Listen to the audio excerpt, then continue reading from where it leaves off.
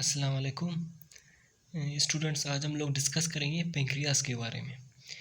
जो पेंक्रियाज है, पेंक्रियाज एक एटीरोक्राइन ग्लैंड है। क्या है? एटीरोक्राइन ग्लैंड। एटीरोक्राइन ग्लैंड उसको कहते हैं। एटीरो मीन डिफरेंट, यानी इससे ये इसका एक पार्ट एक्सोक्राइन ग्लैंड है और इसके कुछ सेल्स एंडोक्राइन ग्लैंड के तौर पर काम करते हैं। किस तरह काम करते हैं कि इसका जो एक्सोक्राइन पार्ट है, नंबर 1 एक्सोक्राइन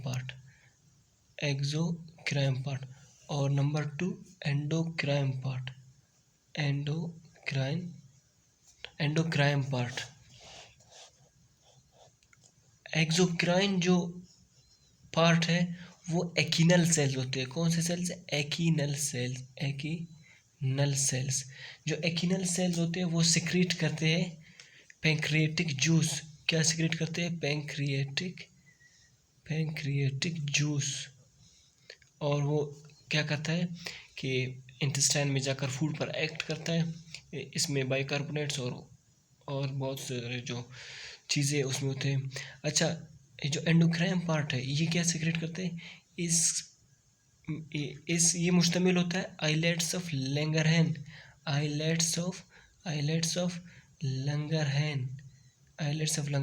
यानी जो आइलेट्स ऑफ लैंगरहैन है ये एंडोक्राइन सेल के तौर पर काम करते हैं। अच्छा, उसके बाद हम लोग देखते हैं कि लोकेशन पेंक्रियाज का किधर है। पेंक्रियाज का जो लोकेशन है कि मतलब वो एब्डोमेन में किस रीजन में मौजूद होते हैं। पेंक्रियाज बिल्कुल जो स्टोमक है उसके नीचे इस जगह पर मौजूद है। पेंक्रियाज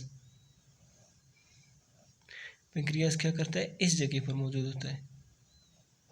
ये इस जगह पर पेंक्रियाज है। फिर इधर से क्या करता है कि अपने ग्लैंड्स रिलीज करता है। अच्छा, ये ड्यूडिनम जो लूप है, ड्यूडिनम का ये पहला पार्ट, इसको कहते हैं ड्यूडिनम। क्या कहते हैं इसको? इंटेस्टाइन का एक पार्ट है, इसको कहते हैं ड्यूडिनम। फर्स्ट पार्ट है जो स्टोमक है वो इंटेस्टाइन में कन्वर्ट होता है, स्मॉल इंटेस्टाइन में, उसको फर्स्ट पार्ट कहते हैं ड्यूडिनम। ये ड्यूडिनम में लोकेटेड होता है। और ये जो पेंक्रियाज का लेंथ है वो कितना है? 12 to 15 सेंटीमीटर। और इसका जो वेट इसका है 85 ग्राम। अच्छा, इसके बाद हम लोगों ने क्या पढ़ना है? Islet of लंगरहैन।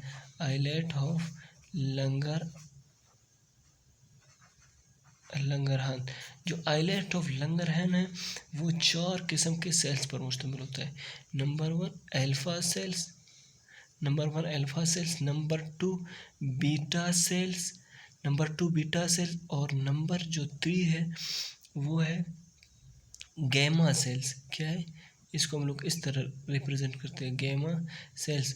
और नंबर 4 है वो है डेल्टा सेल्स। अच्छा, जो अल्फा सेल्स है वो रिलीज करते हैं, क्या सिक्रेट करते हैं? ग्लूकागॉन। क्या रिलीज करते हैं? ग्लूकागॉन। और जो बीटा सेल्स है वो रिलीज करते हैं इंसुलिन। और जो गैमा सेल्स है वो रिलीज करते हैं precursors of alpha and beta cells, यानी उन सेल्स को प्रोड्यूस करते हैं जिससे अल्फा और बीटा को फिर बाद में बनना है। ये वही सेल्स प्रोड्यूस करते हैं। ये जो अल्फा सेल्स है ये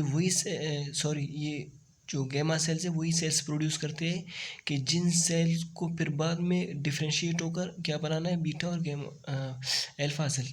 तो ये क्या प्रोड्यूस करते हैं? Precursors of alpha plus beta cells. इसके बाद जो डेल्टा सेल्स है वो रिलीज करते हैं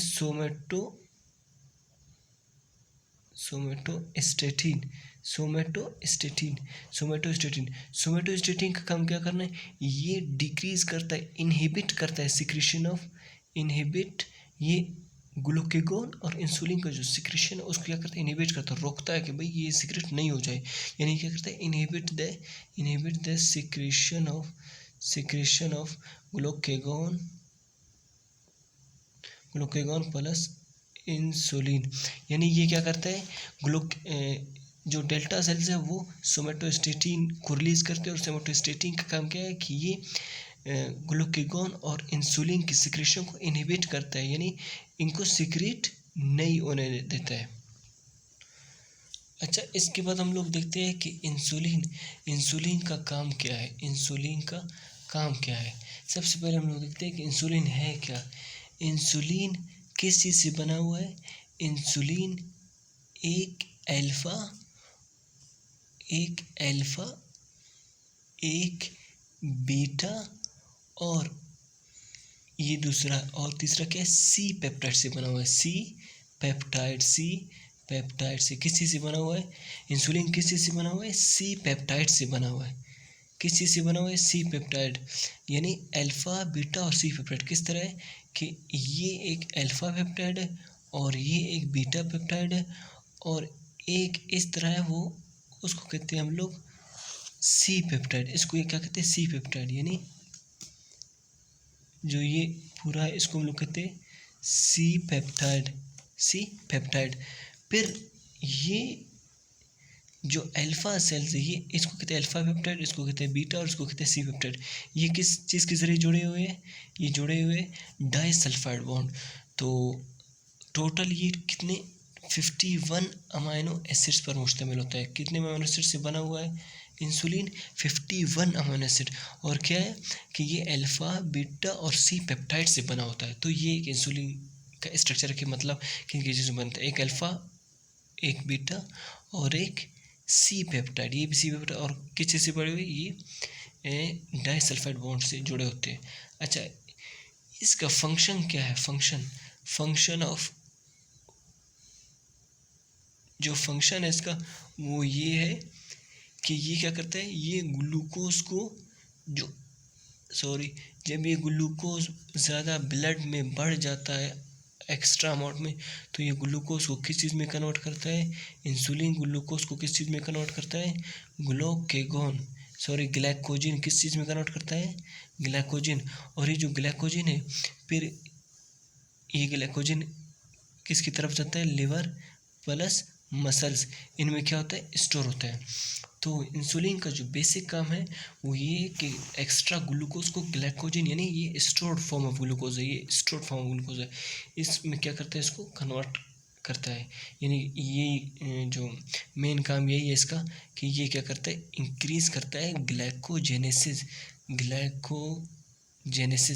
उसके बाद हम लोग देखते हैं कि इंसुलिन का जो शुगर लेवल है, इंसुलिन का जो ब्लड में जो लेवल है वो कितना है, इंसुलिन का ब्लड में लेवल कितना है कि 150 mg पर 100 ml ऑफ ब्लड।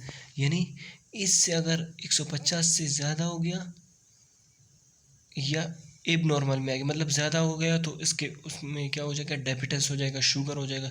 तो ये इसका नॉर्मल लेवल है ब्लड में, अगर इससे ऊपर नीचे हो गया तो जाहिर है वो फिर इसमें डायबिटीज़ में चला जाएगा, वो क्या करेगा, डिजीज़ काज करेगा। उसके बाद है ग्लूकेगोन। जो दूसरा है वो है ग्लूकेगोन बिल्कुल इसके कंट्रास्ट में काम करता है। ग्लूकेगोन टोटल 29 अमीनो एसिड्स पर मुश्तमिल होता है। कितने अमीनो एसिड्स पर, 29 अमीनो एसिड्स पर मुश्तमिल होता है।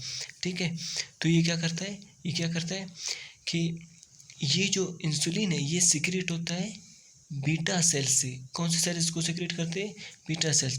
ये जो ग्लूकेगोन है ये किस कौन से सेल्स इसको सिक्रेट करते हैं, इसको सिक्रेट करते हैं अल्फा सेल्स ऑफ लैंगरहान। और इसका काम क्या है, इसका काम ये है कि इसका काम क्या था कि ग्लूकोज को ग्लाइकोजिन में कन्वर्ट करना। ग्लूकेगोन का काम ये है कि ये